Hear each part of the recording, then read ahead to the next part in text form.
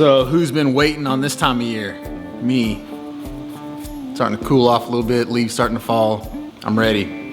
So anyway, today I wanted to do a little story time. We don't do much story talking in here.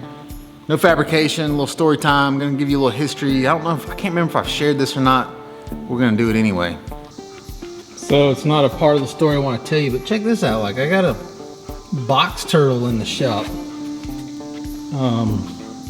No ideas how that thing got in here. It had to have come in when I had the door open one day and I just didn't know it. And then, yeah, that's so random. Just strolled on in. Guess I got a new pet, need to feed him. Just let him hang out in the shop. He can eat bugs and stuff. So today's story has a little bit to do with the goose. So I can't really remember if I've shared this or not, but when I was growing up, coming up, you know, before the Fab Forums, before the YouTube channel, all that stuff, I was really heavy into drag racing. Loved it with a passion, and really helped more people than raced myself necessarily. But this story time has to do with like those years, pre-Fab Forum years. So the other day when Brent and Ty were here, I was kind of going through some of the old articles that I had laying around and found a bunch of cool stuff. So this was November 3rd, 2002. This is my buddy Scott Black at a local track. He was prepping for a class called Cheap Street and just decided to stick it on the bumper. I think he knew he was going to do it before he did it, but I helped him out with it. He was gracious enough to stick the old Voss logo on there. But that was pretty cool. I'll show you some more from this car. So that was like the first rendition. I actually helped him paint this car too. So the flames, I did the flame job on it. And we painted this car again, and it ended up looking like this one here. So this was actually in, it was in a magazine. It was in a calendar. He was on a calendar. He was August of 2004. And that's what the car ended up looking like the second go around. A little better if you ask me. I actually like that paint scheme a little better. Still got the old Voss logo on it, on the front. He did pretty good. He ran Cheap Street. There was a little controversy when he was running the class. I'm not going to go into that story. If you know it, comment down below. If you happen to know that story, comment down below. I'd be interested to know how many people know about that car, Cheap Street, and the NMCA.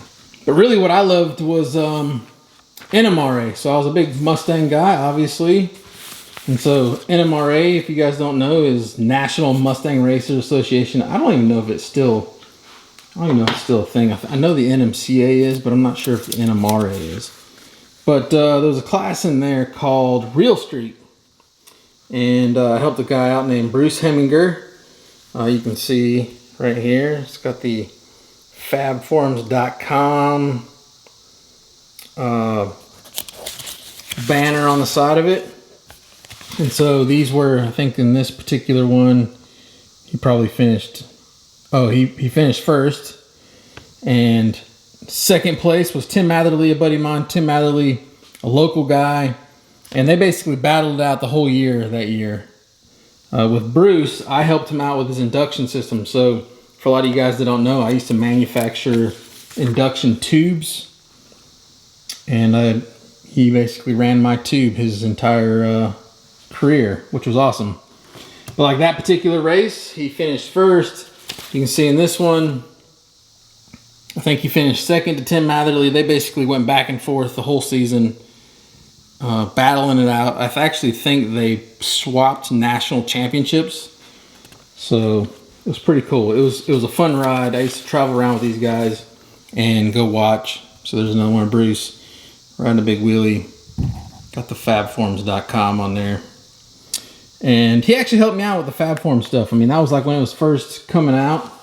I originally got hooked up with him in the beginning, just on the induction tubes. I'll kind of show you a picture here in a little bit of the early days.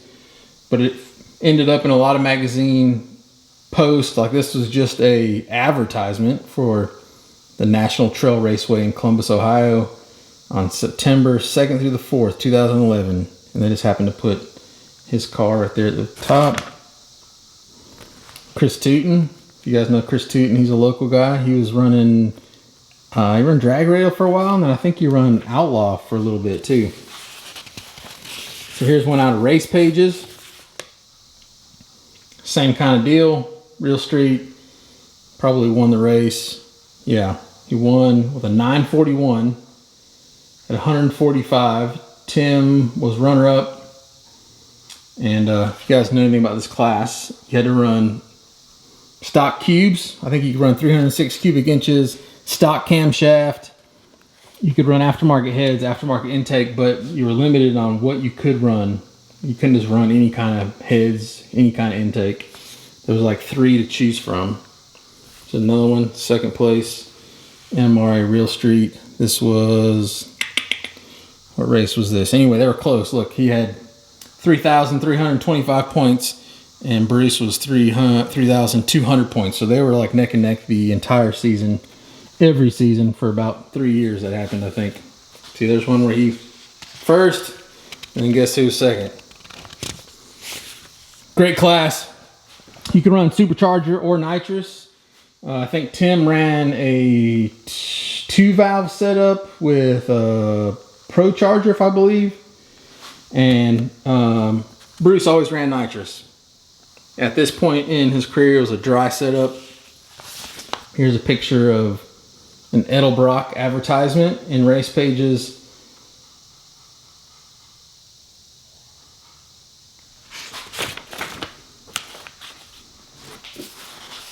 Same deal. It's a Z-Max right here in Charlotte. Guess who was second? They literally battled it out every weekend. So same deal. Here's another Edelbrock advertisement. Got Bruce on the cover. Oh, look, there's the Grey Goose. You guys, I don't know if you guys have seen this color scheme. Maybe you have. I've posted it a couple times. So there's this car again, that car, Scott Black, Cheap Street. This was on the cover of Fastest Street Car magazine, and you know it. So that was, I mean, it was cool. I mean, all this stuff, I mean, just brings back lots of memories, man. So there is the Grey Goose. This was 4th annual Bassani exhaust NMRA Ford Nationals at Silver Dollar Raceway, which was in Reynolds, Georgia, April 2nd through the 4th, 2004. And that's the Grey Goose. That was before the twin turbos. I ran a class called Factory Stock, where you had to basically run stock cam, stock head, stock cubic inches, shorty headers, no aftermarket K-member, 2.5-inch exhaust out the back on drag radials. And that car went 12 flat, which is pretty crazy if you think about it, with all kinds of stock stuff. So here's the early days of Bruce. And I don't know if you can be able to see it because it's not in color, but that was the tube. That was the induction tubes that I used to make. And I used to make custom little bungs, nitrous bungs for him that basically just shot the nitrous straight in, so it wasn't like a 90-degree deal. And that was the really early days. If you look really closely, you can see the Voss induction tubing logo right there on the back. This is before you even had any other sponsors on the car. So yeah, it's cool. This was the rest of the article. So it's got the tube there. That was a little nitrous setup I did for him.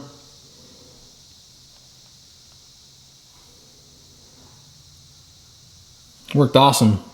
And the car ran really well. What else I got? I think that's just a duplicate of that.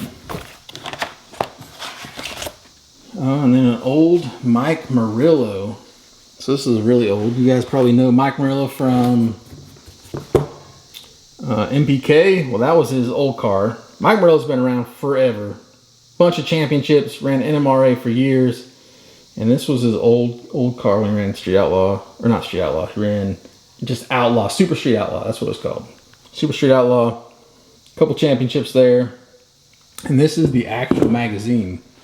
This is the Race Pages magazine. So, Grebeck, if you guys know, Grebeck actually passed away in an accident in that car right there. But Murillo's on the cover of this one, and then he just happened to sign it for me. What's crazy is this car ran 792 at 184, so it just shows you how far things have come. Anyway, there you go. Little story time, Mr. Voss. Kind of, you know, it's a previous life. Look, here's another. That was the Gray Goose back in the day. It's a cool little paint scheme. It wasn't even paint, it was vinyl. I just put that on there. I really actually dug it pretty good. But you know, after my racing days, I was like, it's a little obnoxious to be driving around on the street like that. So anyway, a flash from the past, a little history lesson in Kyle Voss, long before the Fab Forums, long before, you know, all the stuff you've probably seen. So anyway, I basically wanted to do this video today because I'm trying to get back in the groove of filming stuff. So I know that it's not fabrication, there's not a lot going on, but I want to get in the, motion of just picking up the camera, filming something, putting it out to you guys, maybe even do a Friday tool video tomorrow. So stay tuned for that. Anyway, as always, thank you for joining me. I'll see you guys maybe tomorrow. Go do work, son.